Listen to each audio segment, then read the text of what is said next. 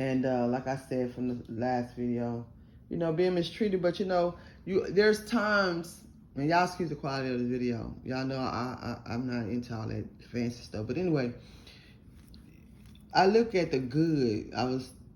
God was talking to me the other day, and God said, look at your blessings instead of your defeats, because your blessings are going to outweigh your defeats. I'm like, that's so true. I think about all the goodness and the grace of God and the mercy, and that doesn't cost us anything. And I look at even different things with our health. A lot of people, we take for granted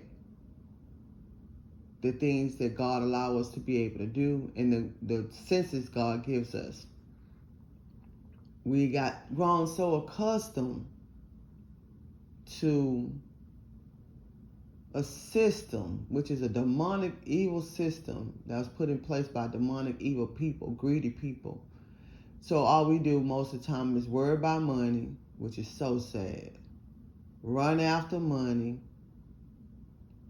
So many people are sexually perverted. Even people in the Christian community, even people, just regular old people, even people who act like they saints. I always tell y'all I ain't no saint, so don't be trying to put me on that pedestal.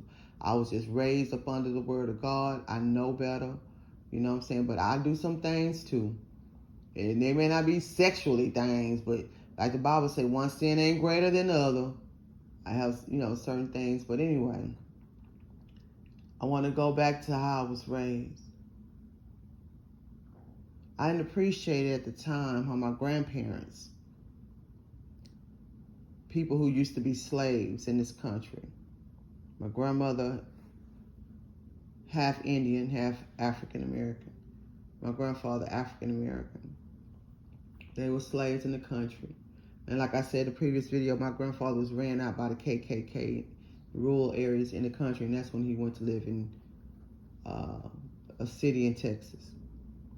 Man was self-made.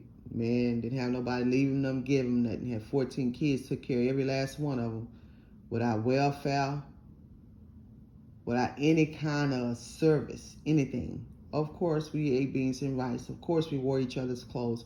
Of course, we didn't get presents for birthdays and Christmas. It was so many of us. But we had food to eat every day. And most of all, we went to church about 5-6 times a week. I got tired of going to church all the time as a kid. I like dancing and singing and performing. But that's what made me, because I learned a lot of my skills in the church. I did study dance and singing in schools, but what really made me better was singing in the church choir, being a part of the youth ministry, going to Baptist Training Union, BTU, learning drills, learning acting with different church functions and plays during Christmas, Easter, Thanksgiving,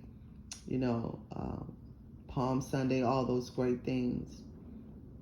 And we would have to go to church all the time. Like Monday would be, I think, business meeting. Tuesday would be mission. Wednesday would be teachers and prayer meeting.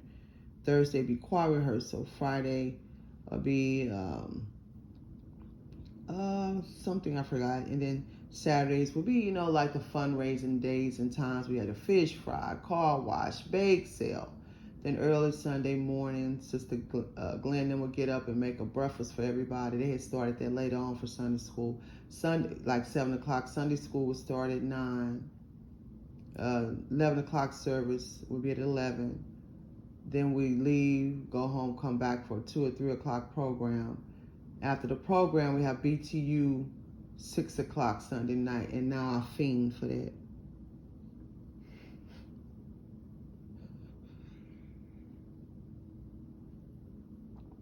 I fiend for it. They say, well, you may stray away from things. They say, train a child in the way they should go. When they grow old, they will not depart. When they grow old, they will not depart. You had a time, I had a time when I got away from it, and my life was a disaster. And so I have committed myself into going back to how I was raised, and I'm feeling better and I'm doing better. Even when doctors said that I would have a permanent illness, God showed that to be wrong.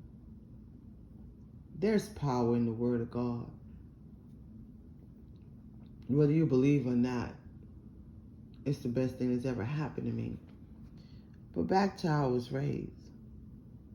There was 14 of us in a 2-bedroom shack. My grandparents had their own room, everybody else, we was all in the other room, boys and girls, slept all in the same bed most of the time. Till my grandfather added more rooms to the house because he owned that house. And then it was the girls' bedroom and then the boys' bedroom. We wore each other clothes to school. We ate beans and rice every day. My grandmother made lye soap. We had a garden in the back of the yard. We washed our clothes out with hand. We hung them up to dry in the backyard on the line. And I don't know if y'all remember those things that you used to clamp down, little wood clamp things that the clothes, I forget what you call it, that you clamp your clothes onto that line. We go to the country during Thanksgiving, Christmas, and sometimes Easter. And my aunt was a country girl, my grandfather's sister. She had hens, ducks, rabbits, you name it, donkey, horses, cows in the back of her yard. We didn't have to go to the store for food. She made everything from scratch.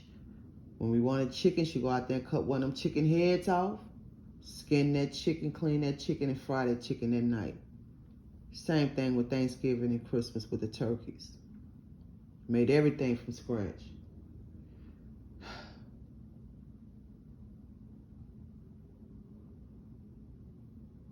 You don't know what you have until it's gone.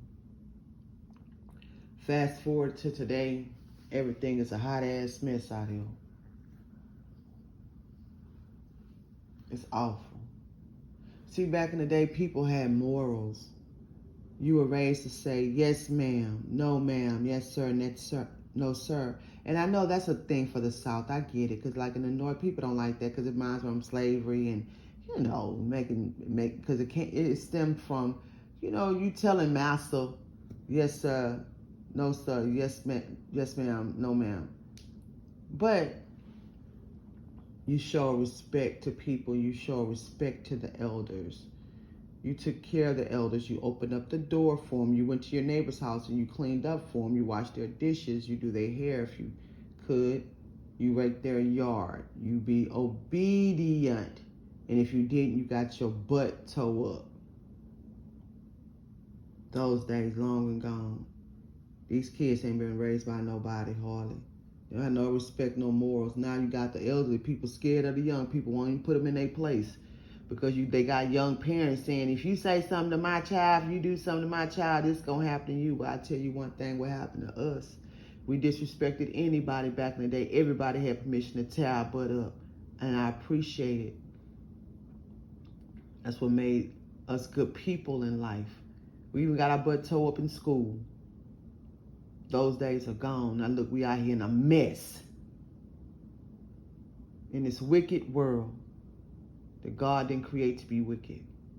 It's a mess. This part 1. Get a video thumbs up, please. Leave a comment on how you was raised and how you feel compared to how you was raised to now. All this is about to go down in the worst way, y'all. Go to purposeand.com.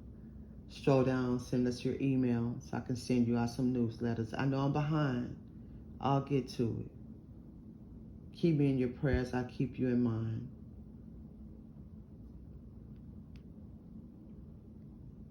Watch this world. Watch the weather. Smell your water.